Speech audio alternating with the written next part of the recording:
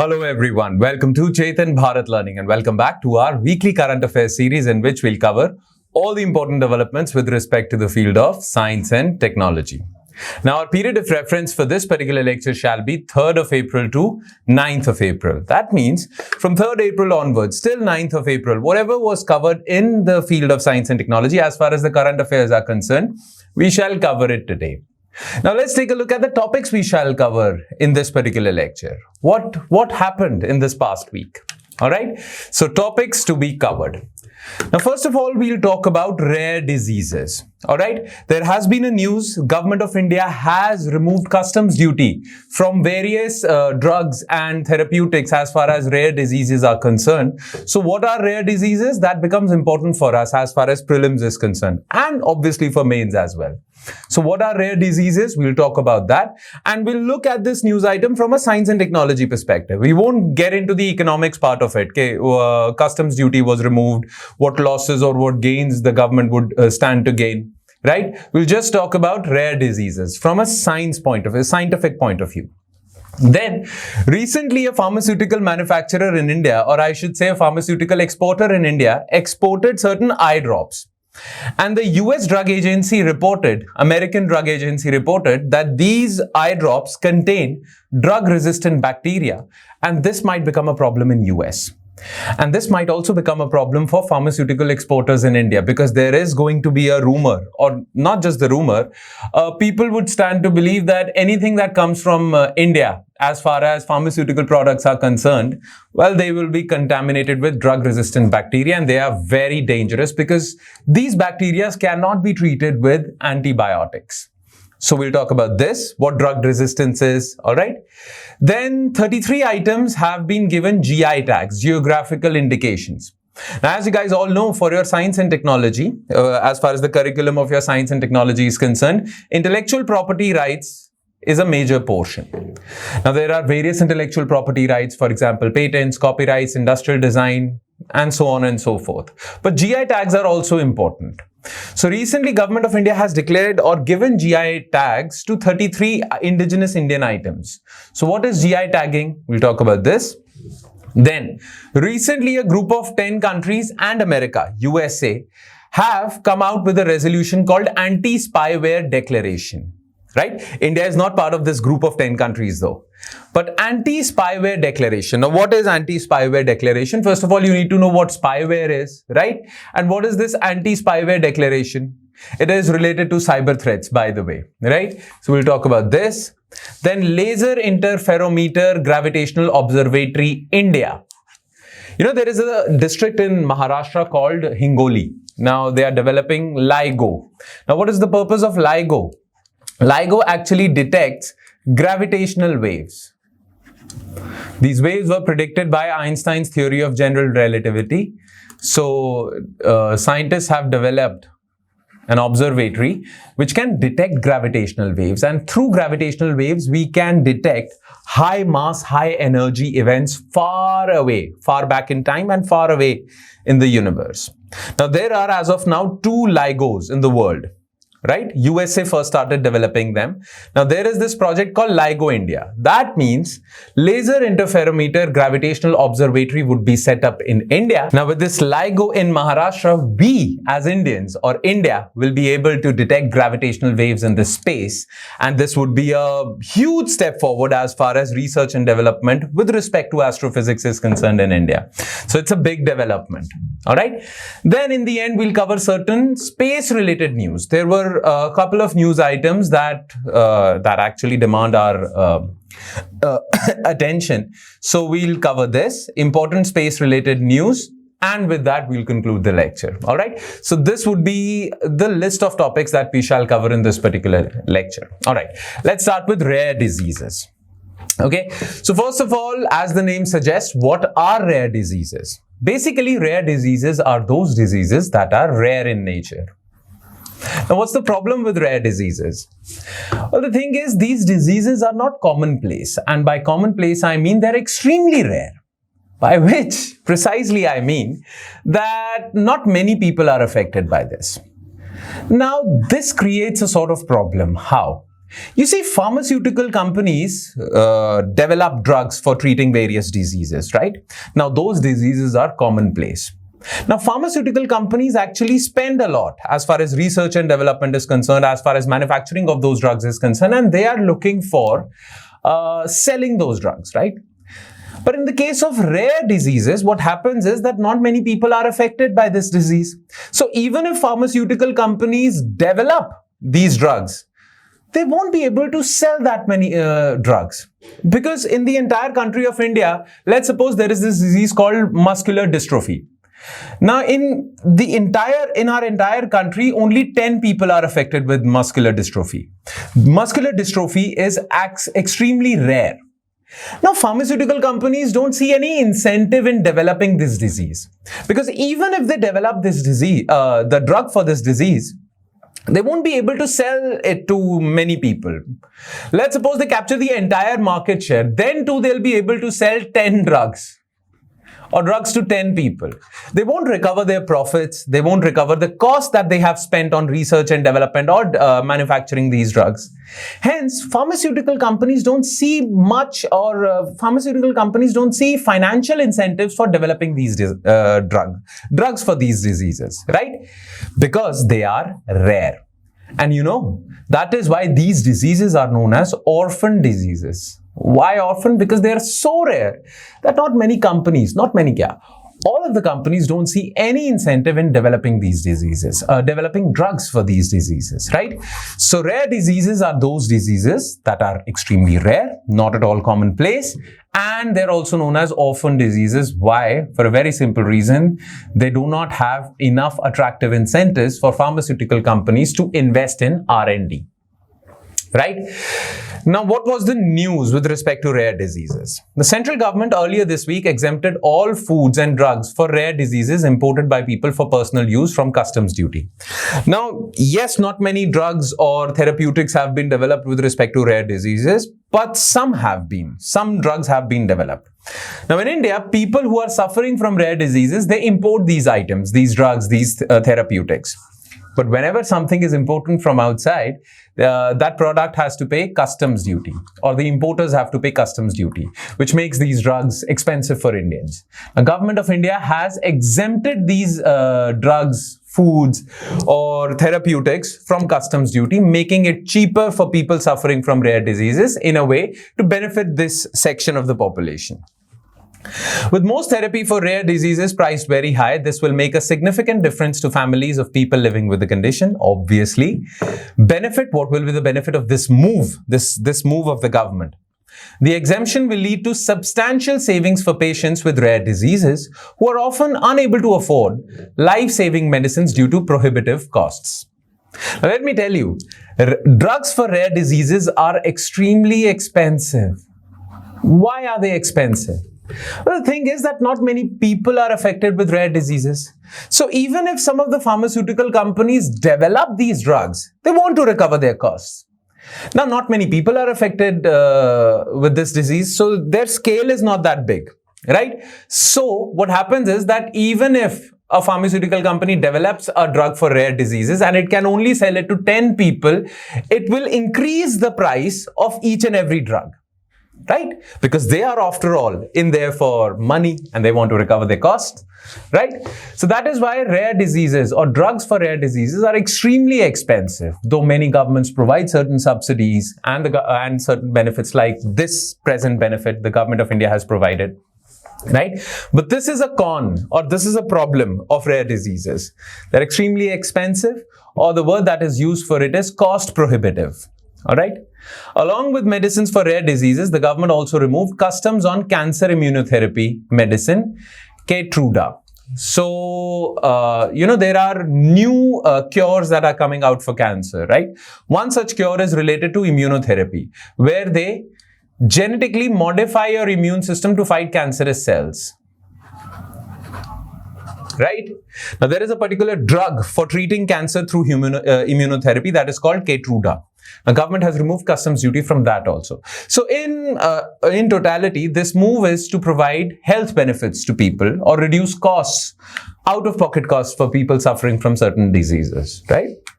Okay, so what are rare diseases? Let's take a look at the definition, because that is what is important for us as far as our examination is concerned. All right.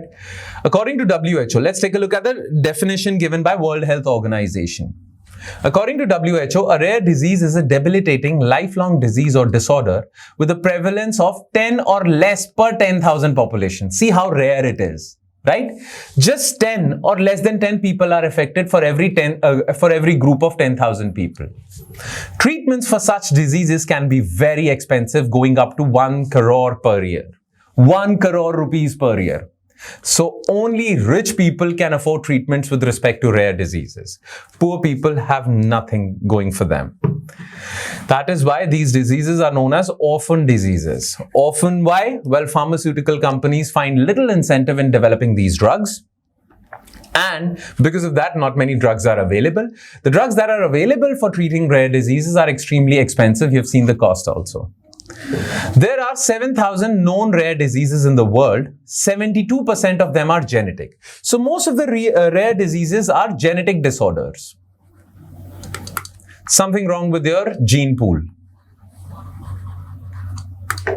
All right, 72% of them.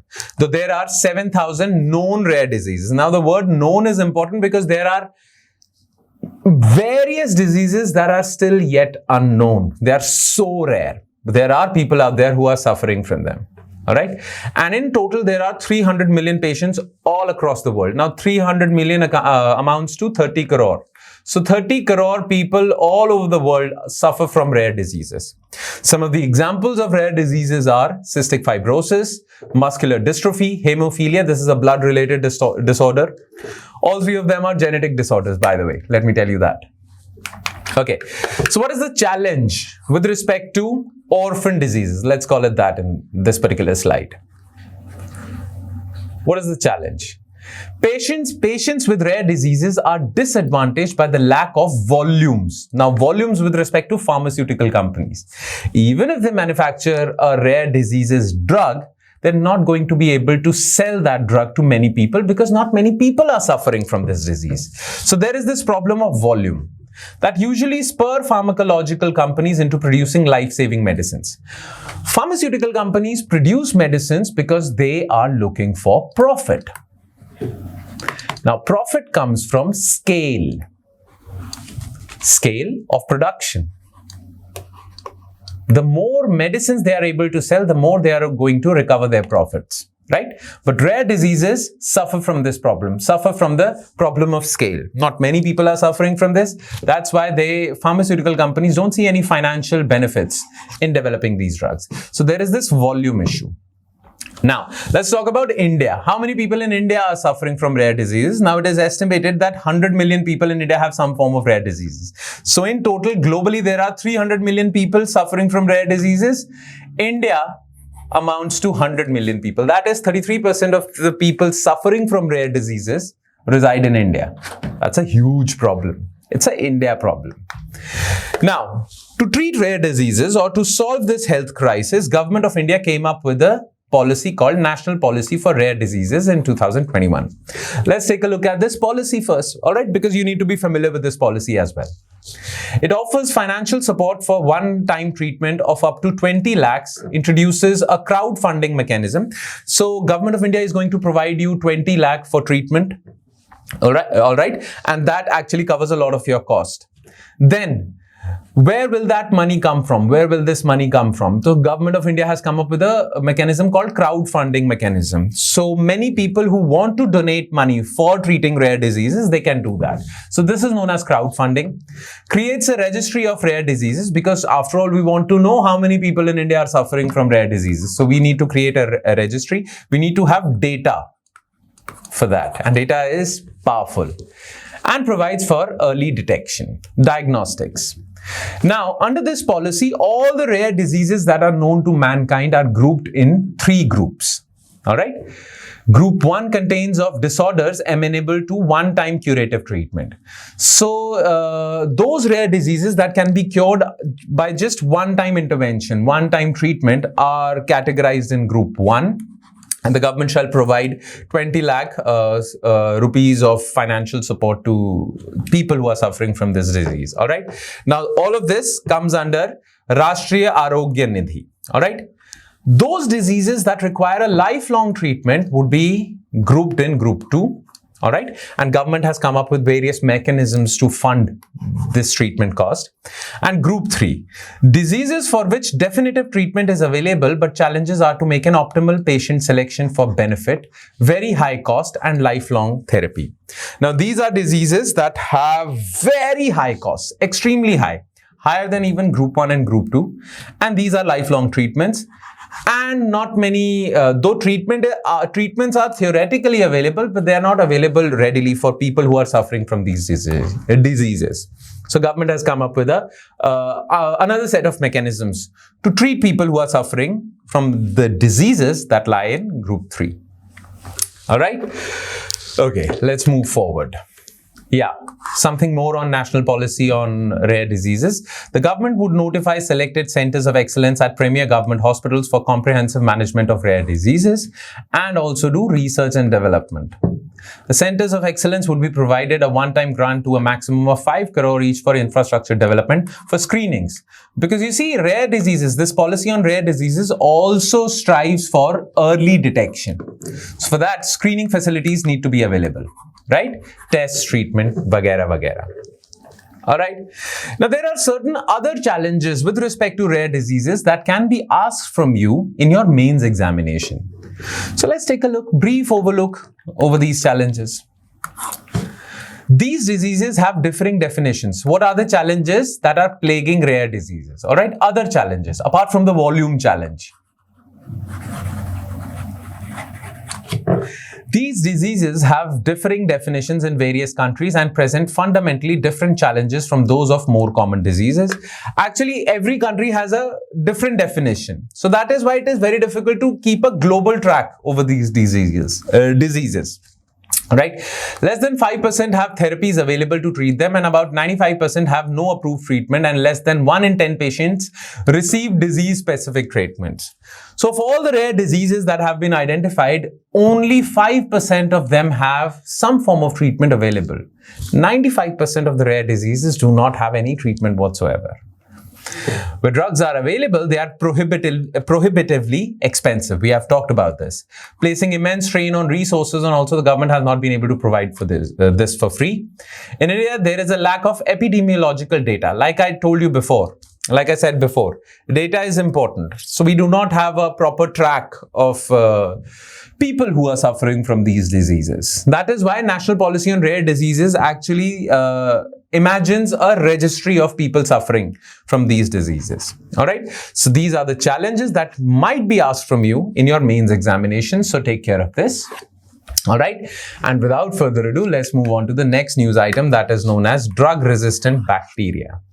Okay. So let's talk about this.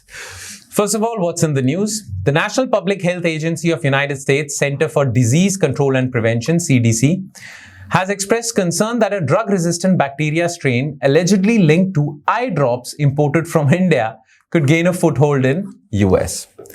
So see, India manufactures medicines and therapeutics cheaply, right? And that is why it has conquered or garnered a large export share as far as pharmaceutical exports are concerned. Now, various pharmaceutical products are being exported to USA. But the problem that USA has is that these products that are coming from India are contaminated. They do not follow proper sanitary measures. Now, this has been an allegation leveled up against pharmaceutical companies by US authorities, and they have evidence to back this allegation up. And the recent evidence in point is this, right? There are certain drug-resistant bacteria that are attached to the caps of the eye drops that are being exported by these companies that are in India, right? The alarm was raised even as the US FDA said that the manufacturer of the Isri Care eye drops, Global Pharma Healthcare, is recalling 50,000 tubes from US market following reports of contamination. Now, the Indian manufacturer jumped in and said that we are going to recall these eye drops from the US market. But that is not going to solve the problem as per CDC and FDA. Okay, so first of all, it is important for you to know what are drug-resistant bacterial strains. All right, so what is drug-resistance bacteria? Bacteria, whenever you are infected with bacteria, they treat you with antibiotics. Okay. Whenever you are suffering from a viral disease, they treat you with antivirals. Whenever you are suffering from a fungal disease, they treat you with antifungals. So as far as bacteria is concerned, whenever you are infected with a bacteria, they treat you with antibiotics. Now, the problem with antibiotics is that if you overuse them, then some of these bacteria or bacterial strains become resistant to these antibiotics. Once they become resistant, then even if you use antibiotics on these bacteria, it won't affect them. They're going to multiply and affect your body indiscriminately, right? So we have to stop this from happening. We don't want bacterial strains becoming resistant to antibiotics. But that happens if you overuse antibiotics. And as far as India is concerned, India suffers from this problem. We over-consume antibiotics in the areas which can afford them, obviously. But we over-consume antibiotics. And because of that, in India, there are a wide variety of bacterial strains that are resistant to various antibiotics. First line, last line, all of them, right? Now, these bacteria in the global health literature are known as superbugs. Superbugs are those bacterial strains that are resistant to all types of antibiotics. And the entire world is scared of these superbugs because once you're infected with these superbugs, there is no treatment available to you. Earlier, when they were not superbugs, well, the treatment was antibiotics, but these are resistant to antibiotics now, so there is no treatment available whatsoever. So this might bring us back into the dark ages of medicine. That's a problematic situation. But where is India in this entire story? Well, they say that most of the superbugs come from India because India is suffering from this problem of overuse of antibiotics. Nonetheless, let's talk about the current examples. The current eye drop manufacturer who is manufacturing these eye drops and exporting it to US, well, the allegation is that these eye drops or the bottles or the caps of these eye drops are containing this particular strain of bacteria, Pseudomonas aeruginosa, right? So it is extensively antibiotic resistant Pseudomonas aeruginosa bacteria found in multiple open containers of eye drops. This particular bacteria can cause blood infections and lung infections. It is very serious. All right.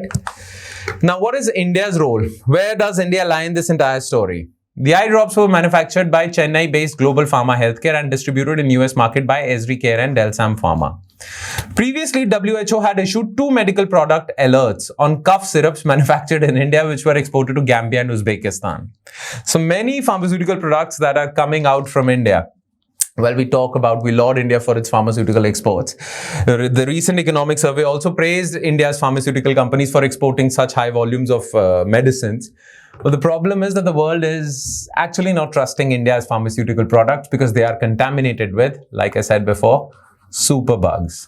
So it's not just an alarming situation for the Western countries, USA and other countries where our products are being exported to.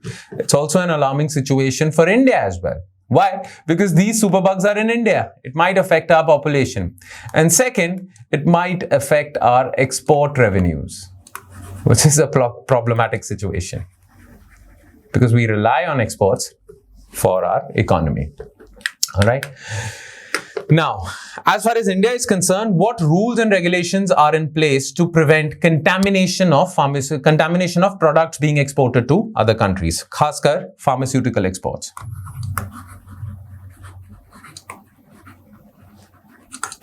So manufacturing of drugs for export needs licensing from the concerned state licensing authority, which functions under Drugs and Cosmetics Act of 1940.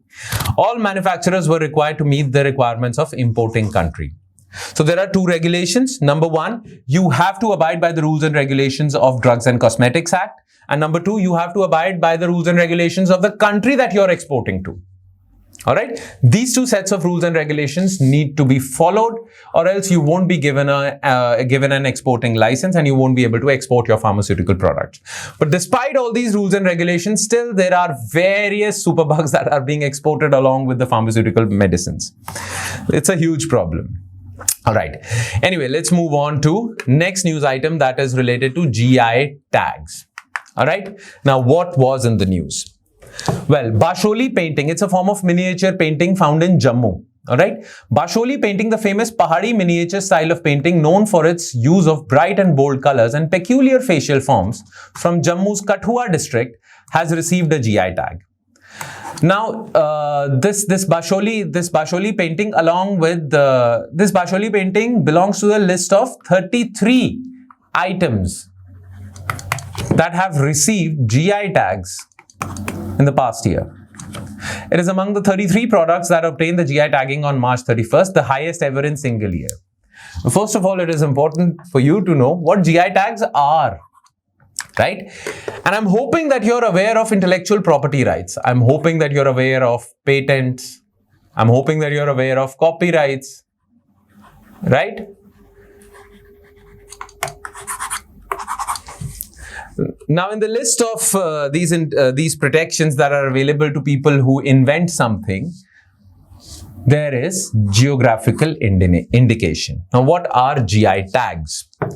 Geographical indication is an indication used to identify goods having special characteristics originating from a definite geographical territory. All right. So, if there is a product whose characteristics, whose features are originating from the place where it is manufactured. So, for example, whiskey is a product. But Scotch is a type of whiskey that originated, or its features, Scotch whiskey, has certain peculiar features. Those peculiar features are there because of it being manufactured in Scotland. That's why it's called Scotch whiskey, right? Same goes for Irish whiskey, right? Similarly, there are various products whose features actually are coming from the place from where it is coming from, basically, right? So GI tags, or this particular form of intellectual property right, is actually coming from this particular legislation. Geographical Indications of Goods Registration and Protections Act seeks to provide for registration and better protection of geographical indication related to goods in India. Now, if any particular product wants to receive a GI tag in India, the entire process for that is written in this particular legislation. All right. Now, it is governed and directed by WTO. Also, WTO recognizes this form of intellectual property. WTO's TRIPS agreement, trade-related aspects of intellectual property rights. So, you need to be familiar with TRIPS. You need to be familiar with this particular legislation that is in India. All right.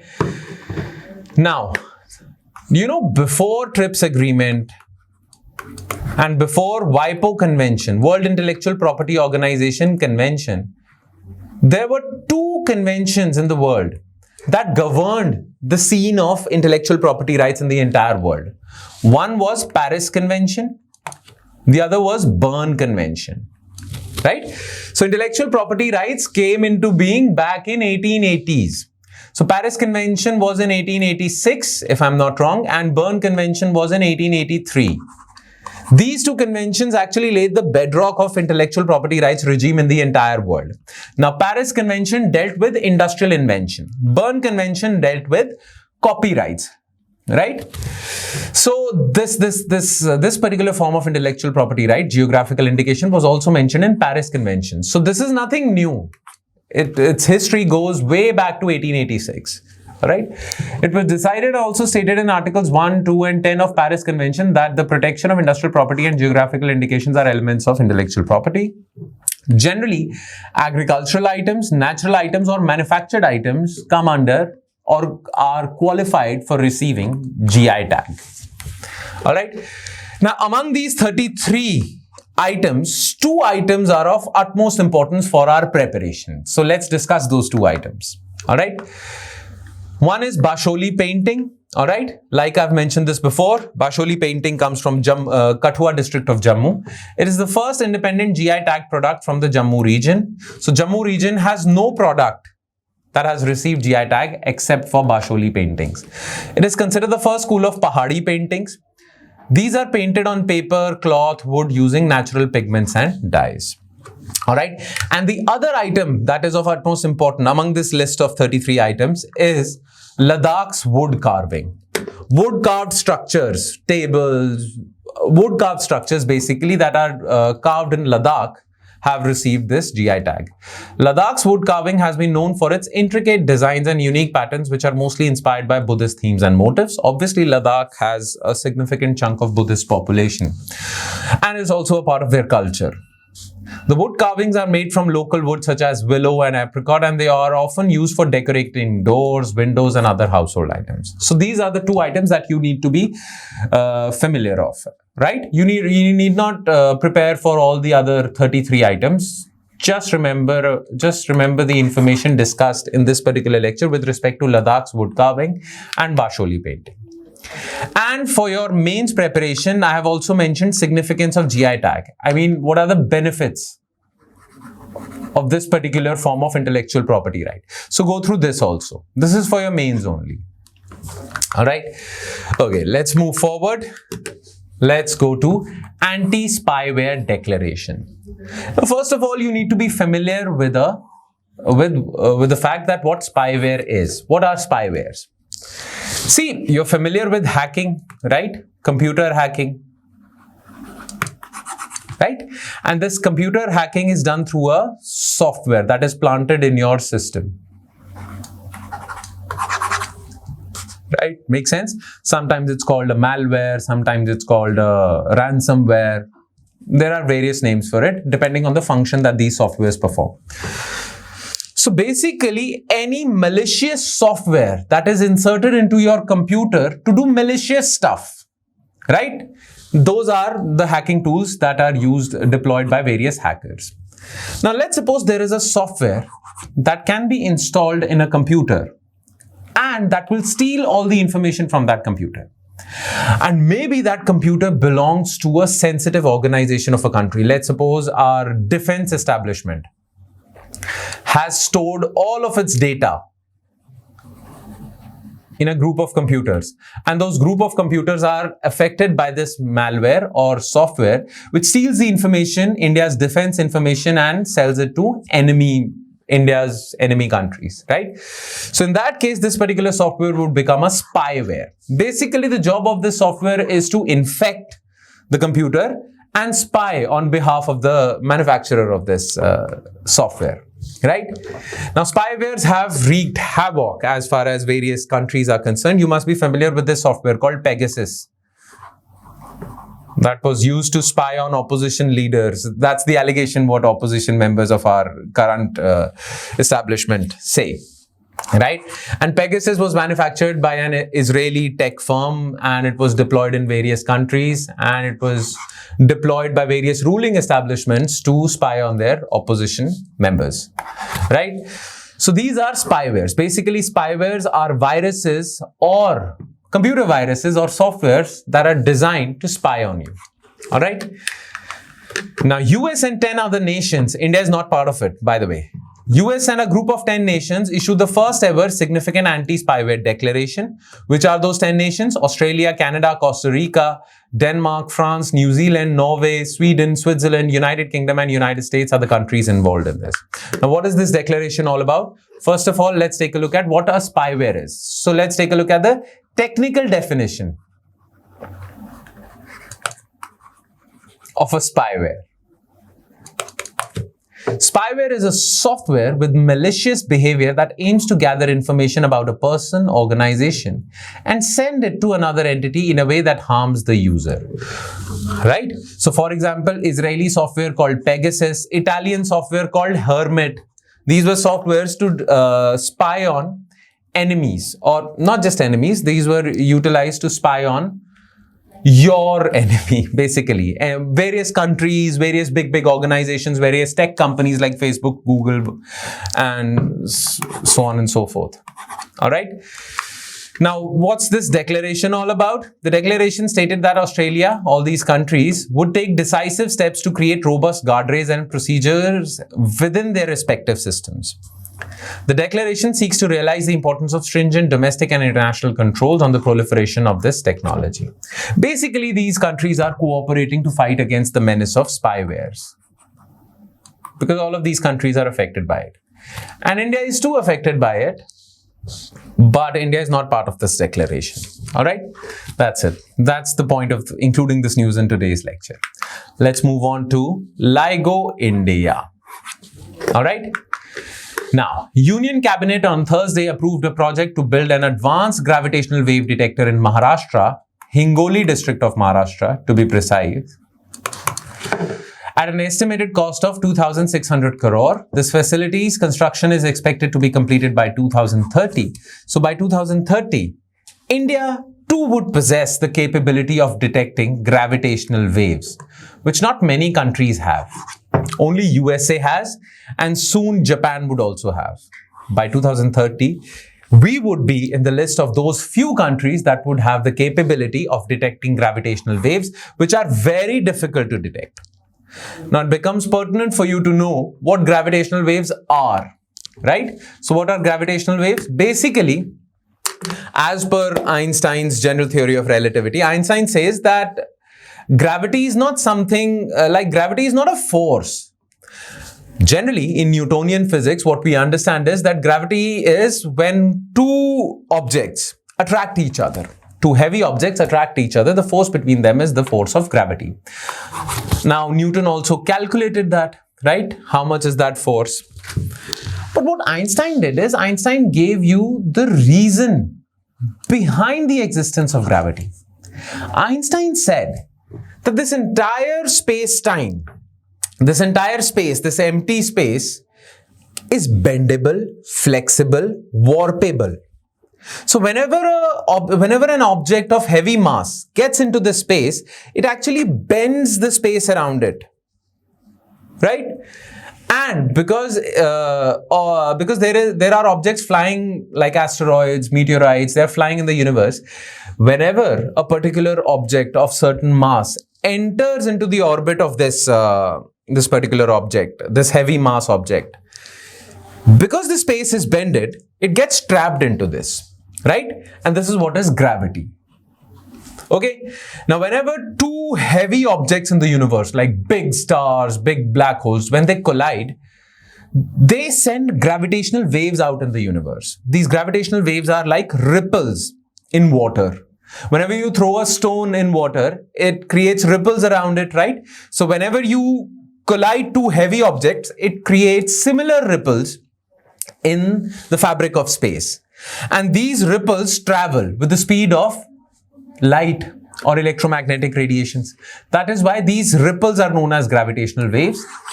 And till now, till 2015, we were not able to detect them. All right. Before 2015, it was only hypothetical, it was only theoretical and based on the theory of Einstein. But after discovering gravitational waves, we can clearly say that Einstein was bang on in his prediction of gravitational waves. So G waves are ripples in the fabric of space and time that travel at the speed of light. They are created by motion of massive objects such as black holes, neutron stars, which generate gravitational waves when they orbit or collide with each other. High energy events. Okay, now let's talk about Einstein's theory of relativity, because this theory was the originator of this concept. According to Einstein's theory of general relativity, any object with mass warps the space-time around it. Warps. When two massive objects orbit each other or collide, they produce ripples or waves in space-time that propagate outward with the speed of light. So, for example, there is this water body and you throw a stone in it. So, as soon as the stone touches the surface of the water, it sends ripples. Ripples are waves of water that travel outwards, right? Same thing happens in the empty space. G waves are extremely weak and difficult to detect. They were first directly detected by LIGO in 2015, a century after they were predicted by Einstein's theory. So Einstein actually predicted through his mathematical equations these G waves, that these G waves exist in the universe, right? But he did that without discovering them. He just made a prediction through his mathematical equations. But Einstein's general theory of relativity came about in 1915. 100 years after that, we were successfully able to discover. Before 2015, it was just a theoretical concept. But after 2015, we were able to detect what was predicted by Einstein in his general theory of relativity. All right? Imagine a scientist predicting something real without observing it, just through maths. That's what Einstein did. Anyway. LIGO-India. Let's talk about LIGO-India because various prelims MCQ specific questions can be asked. LIGO-India will be built in Hingoli. It shall be built by Department of Atomic Energy and Department of Science and Technology with an MOU with US National Science Foundation. So we are building this observatory with the help of America. LIGO-India will be the third of its kind in the world, made to exact specifications of the twin LIGO in Louisiana and Washington. So as of today, there are 2 laser interferometer gravitational wave observatories in the world. Both are in US. One is in Louisiana, the other is in Washington. And the third would be built in India by 2030 if Japan does not develop this observatory before that. A 4th detector is being built in Kagra, Japan. All right. So you need to remember these places. There are 4 places that are important as far as LIGO is concerned. One is Louisiana. The other is Washington, D.C. Not the D.C. area, but the Washington area. Third is Hingoli, which is in Maharashtra. And 4th would be Kagra, Japan. All right, let's move forward. What is the aim of LIGO-India? Well, to advance space research in India, to motivate young astronomers or astrophysicists to do research as far in this area of physics, right? So one aim is to make India, or one aim is to put India at the frontiers of research and development in advanced fields. One is that. The other is to motivate young students who actually hail from this STEM field to pursue research and development in these areas and in these path-breaking scientific breakthroughs, right? And the other is India wants to detect gravitational waves. To detect and study gravitational waves, LIGOs are designed to measure changes in distance that are several orders of magnitude smaller than the length of a proton. All right, the wavelength of these waves basically are smaller than the length of a proton. Now, let's move forward and come to the last leg of our lecture, that is important space-related news. All right, number 1 is reusable launch vehicle autonomous landing experiment. So ISRO basically, not SRO. ISRO successfully conducted reusable launch vehicle autonomous landing mission. The test was conducted at Aeronautical Test Range, Chitradurga, Karnataka. So what are the benefits of reusable launch vehicles? Well, as of now, whenever ISRO launches a mission into the space, the rocket that it uses is not reusable. That particular rocket can be only used once. This creates a problem because this increases the cost of space travel.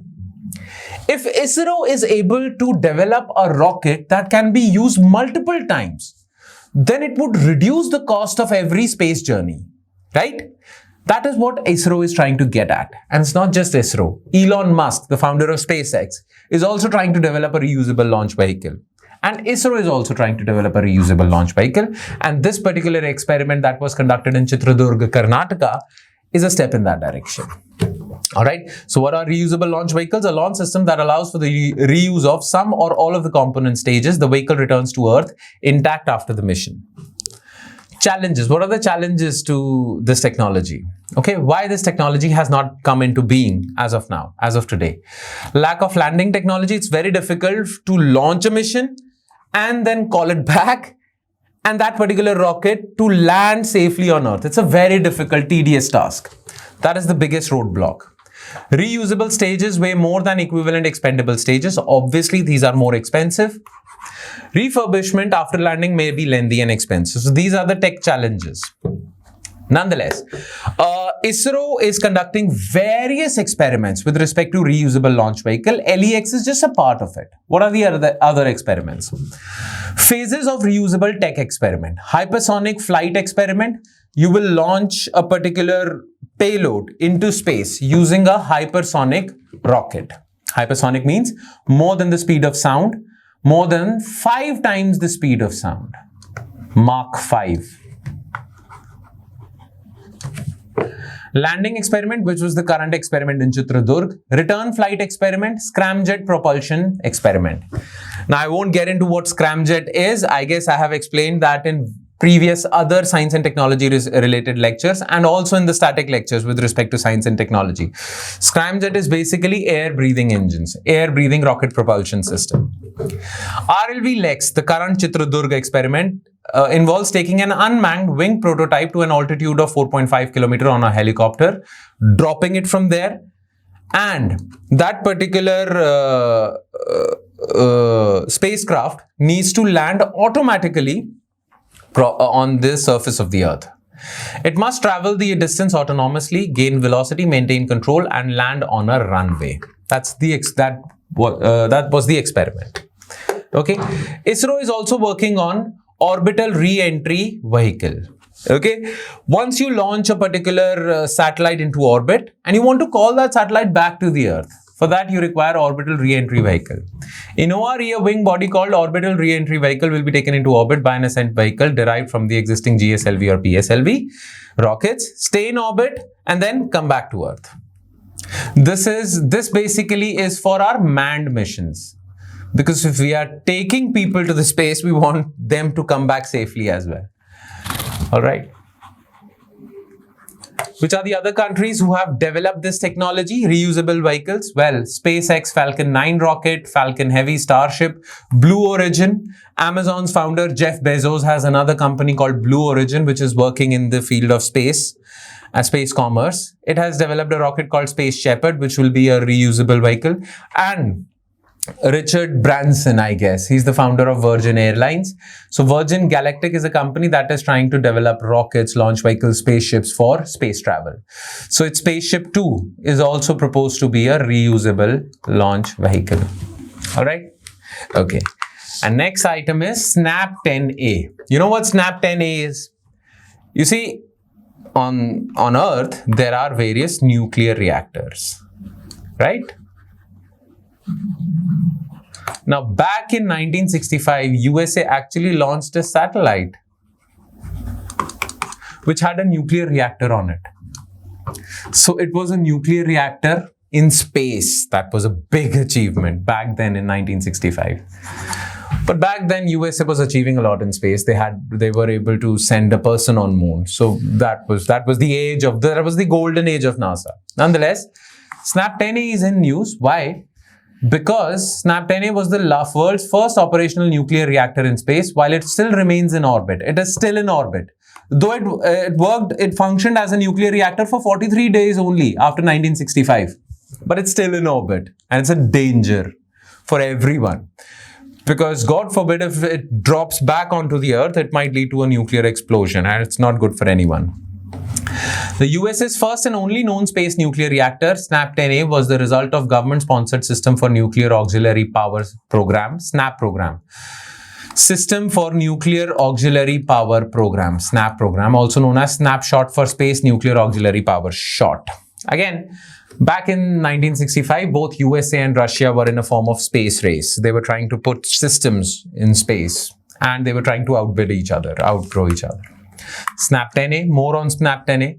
SNAP reactors had liquid sodium-potassium alloy as coolant. So this was their coolant. As you know, all nuclear reactors have three very important things.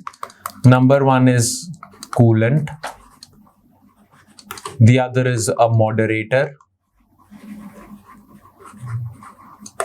And last but not the least, in fact, very important, fuel, the nuclear fuel. All right. A thermoelectric enriched uranium fuel. So its coolant was a sodium-potassium alloy.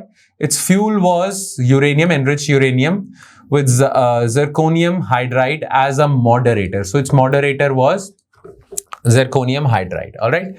Russia has sent quite a few of them. USA has just sent one nuclear reactor in space, that is SNAP 10A.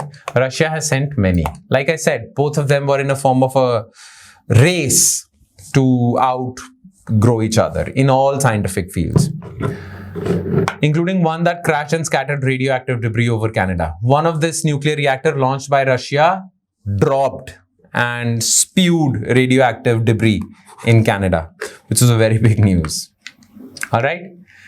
Yeah, that's about it. And with that, we conclude today's lecture. Thank you so much for watching, guys, and I hope it added some value to your preparation. If you have any doubts with respect to this lecture, please feel free to talk about that. Use the comment section, comment to us on our app, email us, WhatsApp us. You have n number of channels available to you. You can contact us any way possible. All right? All right, then. That's it from my side, guys. I'll see you next time with more stuff. Thank you.